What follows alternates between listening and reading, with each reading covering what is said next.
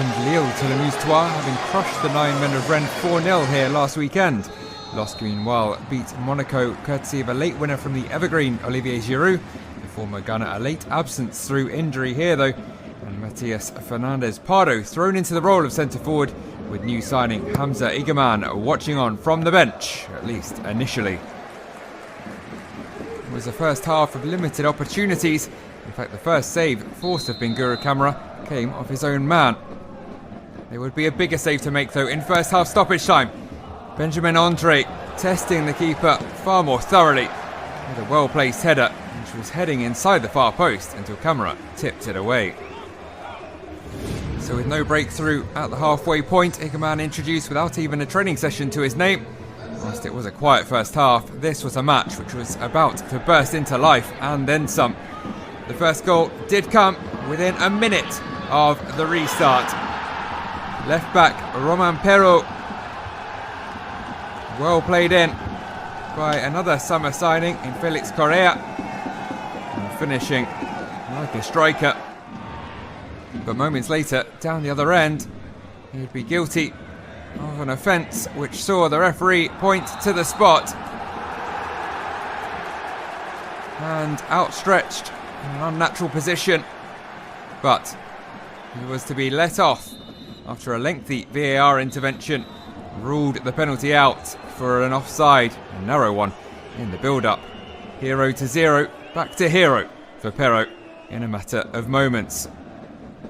And as a demonstration of the fine margins of football, having scored within a minute of the restart, Lille would add their second within a minute of that overturned penalty.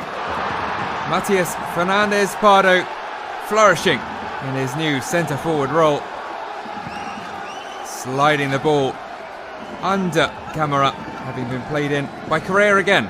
2 assists in 10 minutes for the Portuguese winger.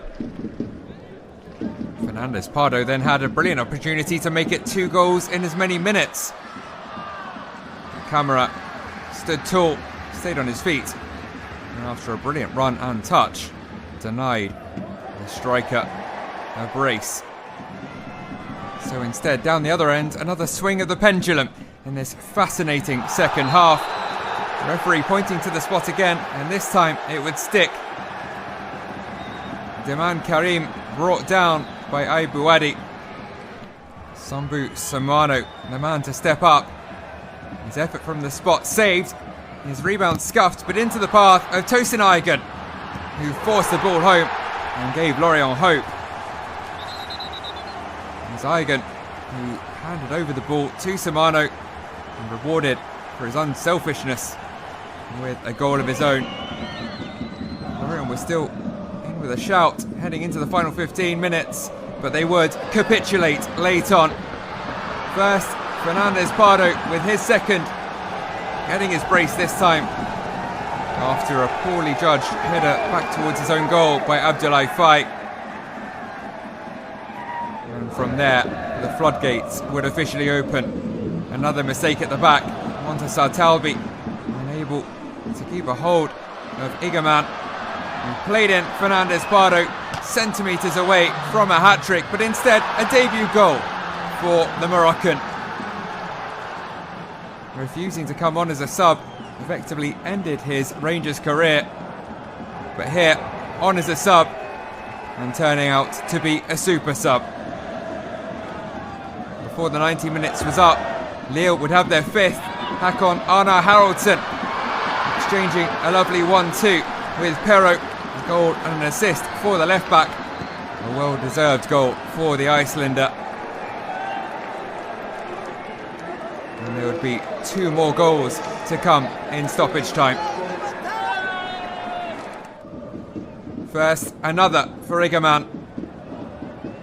Good work in the build-up. Kept alive by Benjamin Andre. And call as you like, Igaman slotting home. Had 12 in his first 14 in all competitions for Rangers. 2 on debut for his new side. And in the 95th minute, another substitute would come good. Osam Sarawi, with so much space, cutting inside and sliding the ball underneath Camara.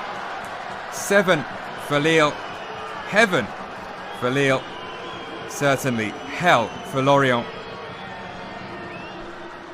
From the highs of a 4-0 derby win to the lows of a 7-1 thrashing in the space of 6 days in the same stadium. What a difference a week makes for Les Merlus. LOSC continue their upward trajectory and were, albeit briefly, at the summit after their big win.